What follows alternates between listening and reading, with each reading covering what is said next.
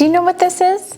This is German Stollen. And if you're American, maybe you know it because you've been to Germany before, or maybe you know it simply because you shop at Aldi and you've picked one up. Is it good? Yes, but the real authentic German Stollen made from scratch is even better. Today we're going to get rid of our store-bought Stollen and make one from scratch, and we're even going to make homemade candied citrus peel and homemade marzipan filling. And alongside that, I'll also tell you about the German Christmas traditions that go along with it. So let's get started.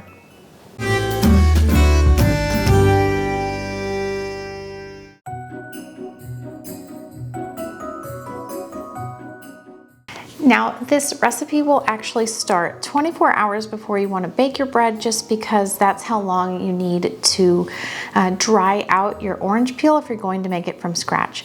You don't have to make it from scratch. You could buy the stuff from the grocery store. It's just this is much more flavorful and has a much better flavor and just higher quality than the stuff you can buy at an American grocery store. But you know, that still works. I've used it from time to time myself and it gets the job done.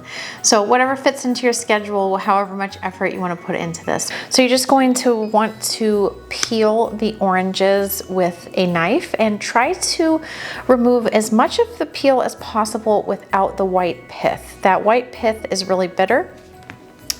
And then you're going to slice them up and you're going to boil them and drain them a couple of times to remove any of the bitter flavor that might remain. And then we're going to add them into a sugar syrup and then toss them in sugar and dry them out. Once you've boiled the citrus peels in sugar syrup for 45 minutes, you're going to toss them in sugar and get them really well coated, and then you're going to set them out on a baking tray covered with a cooling rack and let them dry overnight. Then the next day you can start on your Stollen.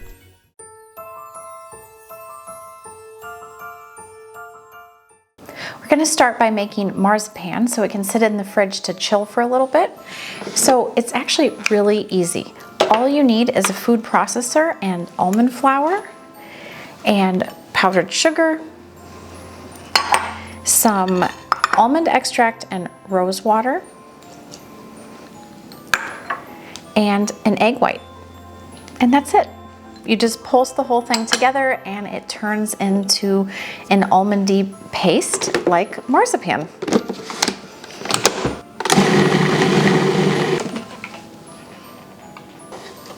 This pasty, spreadable consistency is what you're looking for. So if for some reason yours is a little bit wetter than this, then just go ahead and add a little bit more almond flour until you reach this consistency. Now you're just going to scrape it out of the bowl and put it in some plastic wrap to refrigerate and kind of firm up a little bit while we're making the dough for the Stollen.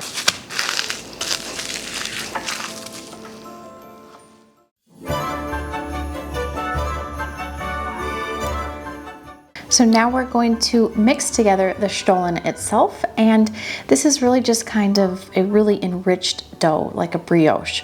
So let's get started on this. To your stand mixer, you're going to add your lukewarm milk and your instant yeast and a little tablespoon or so of sugar, and just mix that around.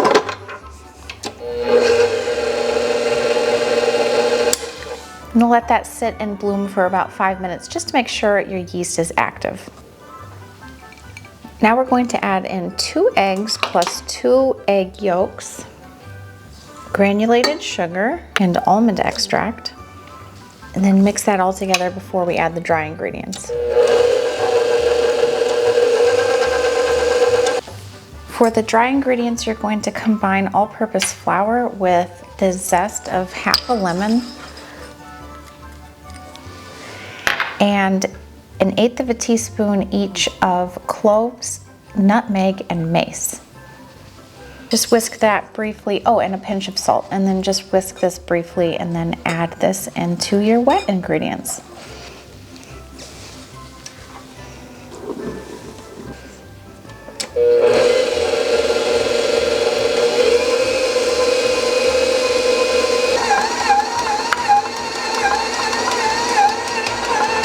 Then once your dough has roughly come together, you're going to add in the unsalted softened butter a little bit at a time and mix that in completely, and then add in the next tablespoon or so until the butter is fully incorporated and you have a smooth, glossy dough.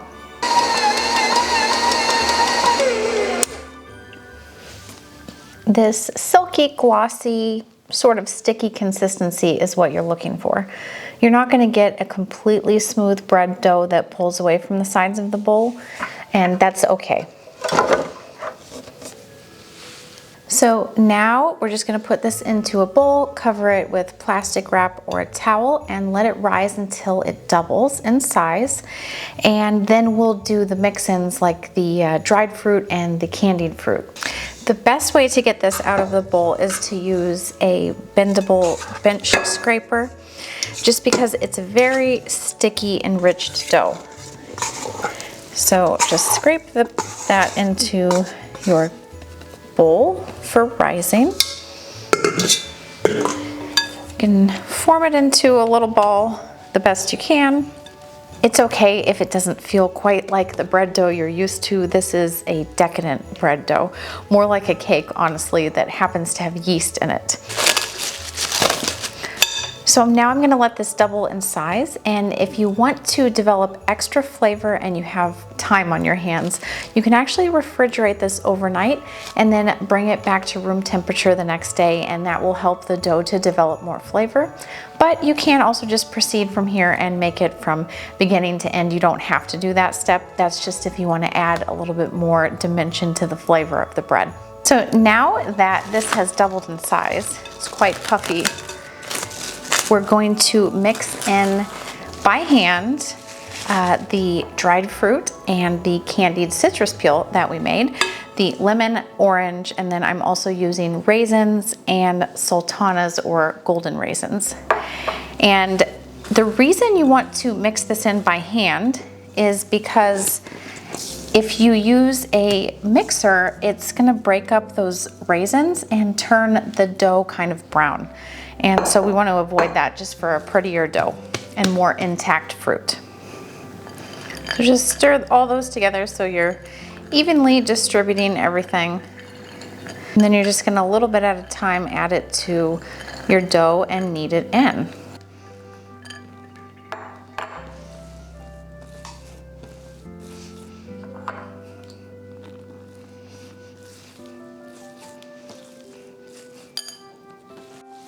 And this is a very silky, stretchy, buttery dough. You can tell it's for a holiday just by the way it feels.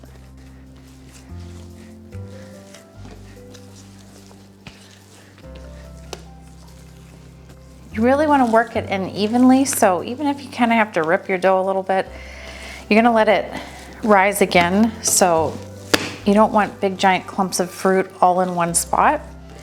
So just go ahead and mix it in as you need to. A little bit on the history of Stollen. Early Stollen looked nothing like the rich Christmas bread we know today. It was a simple loaf made from flour, oats, yeast, oil, and water, first baked at the Saxon royal court in 1427. Because Advent was a fasting season, butter was forbidden, leaving Stollen dry and rather tasteless, especially in Saxony where oil was scarce and expensive. In the 15th century, Saxon rulers based in Dresden, the political and cultural center of the region, petitioned the Pope for permission to use butter, and after decades of refusals, Pope Innocent VIII finally granted limited approval in 1490 with what became known as the Butter Letter. With strong bakers' guilds and access to major trade routes, Dresden's bakers refined the recipe over time, transforming Stollen into a richer bread with butter, dried fruit, and marzipan, though traditional versions remain less sweet and airy than modern copies.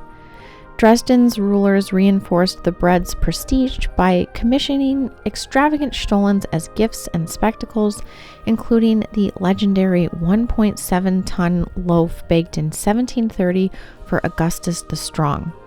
Today, that legacy lives on in Dresden's annual Stollen Fest, where a massive Stollen is paraded through the Christmas market and ceremoniously cut with a giant silver knife, cementing Dresden's role as the symbolic home of Stollen. If you're enjoying this video so far and have learned something, I encourage you to hit the like button and consider subscribing if you'd like more videos like this one. I make videos featuring European baked goods, and I give you the history and traditions behind each one. And to give you something to look forward to, I have a Hungarian baking series and an Austrian baking series coming out in January, where I travel to both Budapest and Vienna, and I dig into the history of each of the famous baked goods and also show you how to make them. Now I'm going to take just a little bit of flour on my hands to start the shaping process. And we're going to get out a ruler, if you have one, or a measuring tape, something to keep track of how big it is. And you're going to make a 10 by 8 rectangle.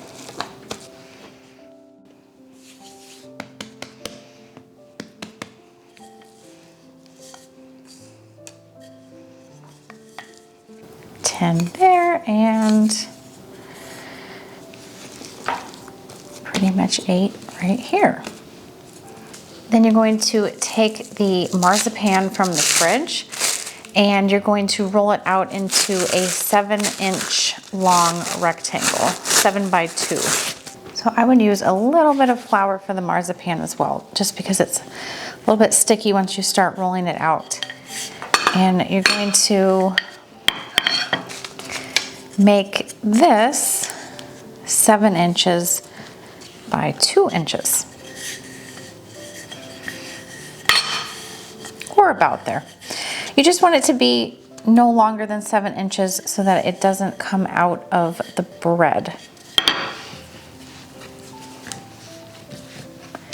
And you're going to lay it right here on this part of the dough, and you're going to have a little 1/2 inch overhang on each side.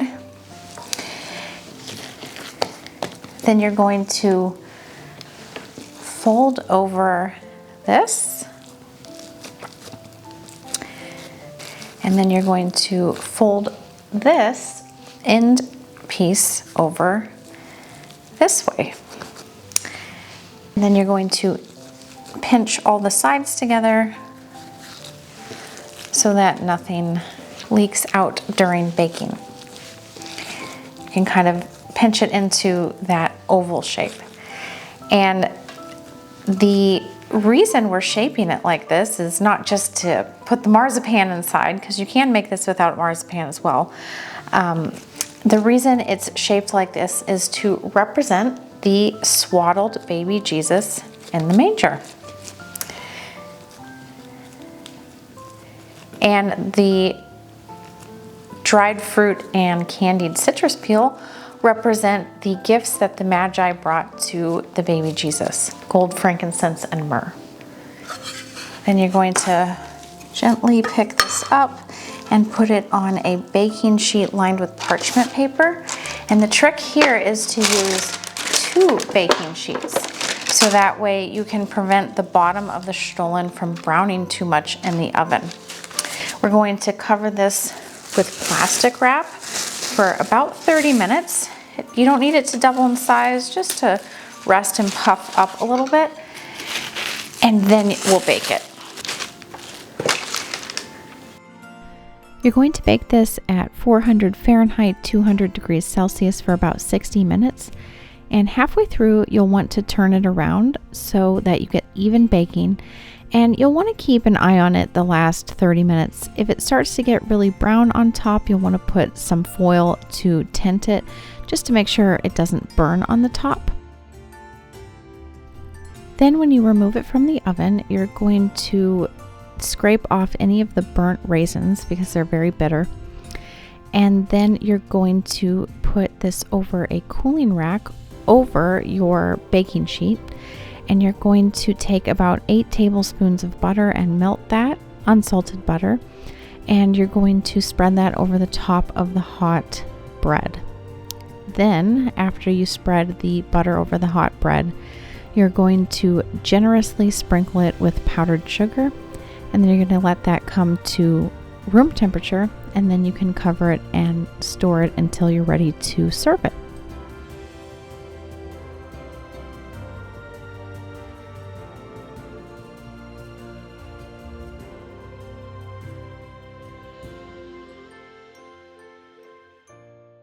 Look at this beautiful Stollen. This is massive. I would say this is fit for a Christmas celebration where you're feeding a lot of people and want something celebratory at the end to slice into. So look at this beautiful thing. I think if you wanted to, you could divide the recipe in half and make a smaller one. If you want to make something not this large, if you're not hosting a big party, or you could divide it in half and make 2 small ones if you want to give one away as a gift. Should we try some? I have a little slice here, and I made sure to get a little bit of the marzipan in. So good, and definitely better than what you can buy at Aldi. So I definitely recommend giving this a try, and it does get better with time. Traditionally, you're supposed to age these for 2 to 4 weeks. Just keep it in a covered container and take it out on Christmas Day. I know there's only about a week left until Christmas, so 1 week should be just fine. And if you want to make it fresh, you can still enjoy it fresh too. It's just, it gets better with time, but that doesn't mean it's not good fresh. Now, Stollen is not the only German Christmas treat that you can find at Aldi this time of year. You might have seen a little package of these. These are like a soft gingerbread called Lebkuchen, and they're baked on these little wafers, and they're topped with either chocolate or icing, and they're actually really easy to make. So watch this video next, and you can make Lebkuchen to go with your Stollen this Christmas.